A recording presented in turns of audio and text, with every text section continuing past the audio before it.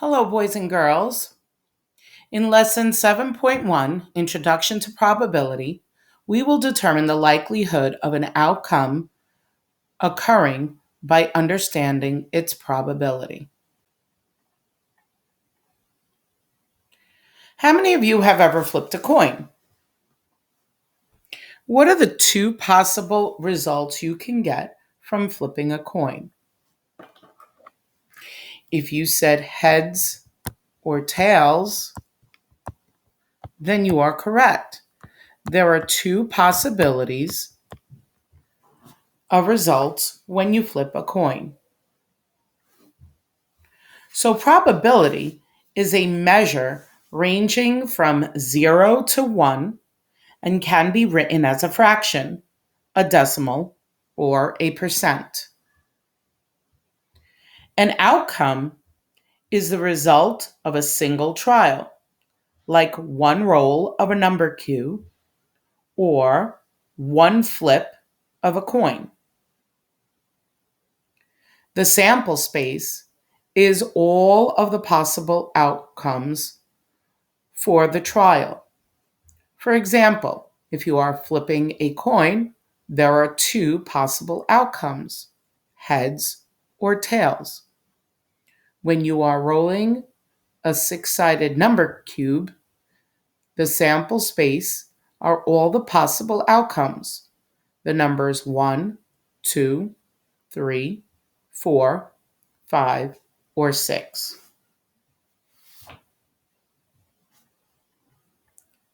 When we are finding probability, the fraction comes from putting the desired outcome, how many you want happening, over the total number of outcomes, or the total possibilities.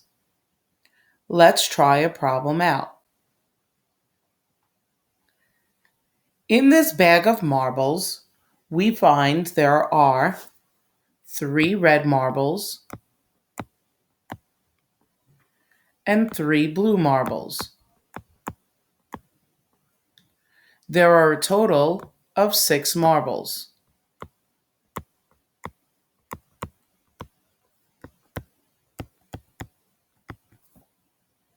So, if we are looking to find the probability of pulling a blue marble, that is our desired outcome. So therefore, we put our desired outcome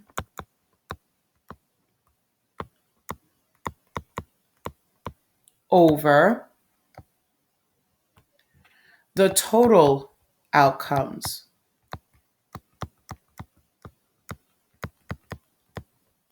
So how many blue marbles, or the marble that we desire, are in the bag?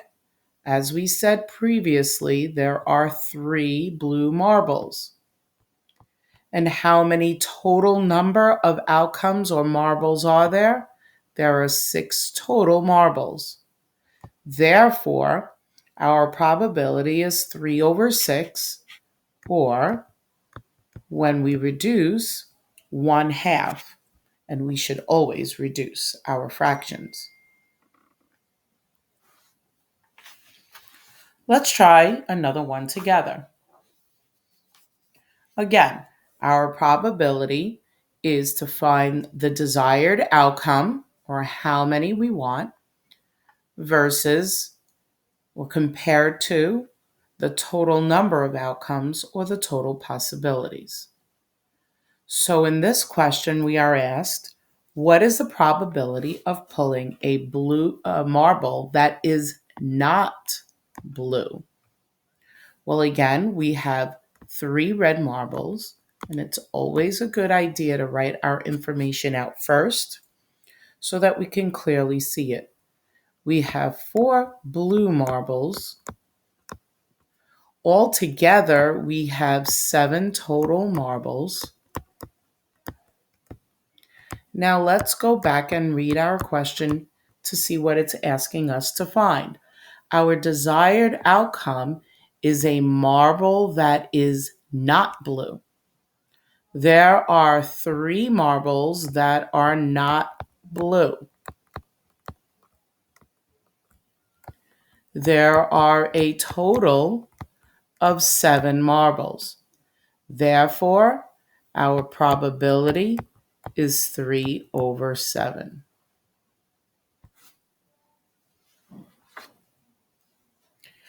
Now let's think about the likelihood of an event happening. What are the different chances of an event occurring? Well, if we think about the fractions, 1/4, 1/2, 3/4, or 1, we can break it down to an event that is equal to 0 would be impossible. So if we refer back to this example, what is the probability of pulling a marble that is green? That probability is impossible because the marble is blue or red and there are 0 green marbles.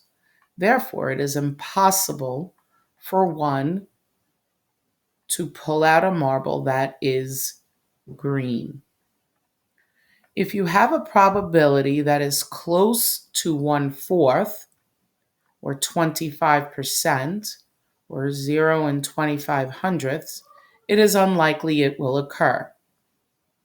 If your probability is 1/2, 5/10, or 50%, it is equally likely. If you have a probability that is close to 3/4, it is likely to happen. Finally, if you have a probability equal to 1, then it is certain to happen. Let's think about that one. Referring back to our example here, what is the probability of pulling a colored marble? Well, they are all colored, and therefore the probability would be 7/7. So no matter how you pick, you will always pick a colored marble. So it is certain that you will pick it. So when an event is mutually exclusive, it is an event where one outcome or another happens. So, for example, if we find the probability of one thing happening or something else happening, what we would do is combine those events to find the actual probability. Remember, probability can be expressed as a fraction, ratio, decimal, or percent. So keep in mind that the word or, when looking at probability, means you are adding the probabilities together. Let's look at an example. What is the probability of rolling a 3 or an even number on a 6-sided cube? Well, let's take a look at the probability of each one of these. Rolling a 3, well, there is only one 3 on a 6-sided cube and 6 total numbers that could be rolled. Rolling an even number, well, the numbers 2, 4, and 6 are even. Therefore, the probability of rolling an even number is 3/6 because there are 3 even numbers out of 6. When we add the probabilities together, 1/6 plus 3/6 is equal to 4/6. Let's reduce 4/6 to 2/3. So our probability of rolling a 3 or an even number is 2/3. The number 2/3 is closer to 3/4 than it is to 1/2. So it is likely to occur. So when asked the question, what is the likelihood of this event happening? We refer back to our chart and realize that it is likely to occur.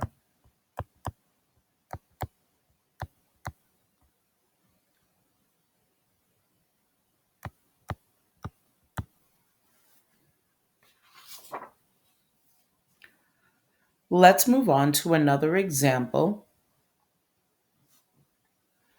that shows mutually exclusive events.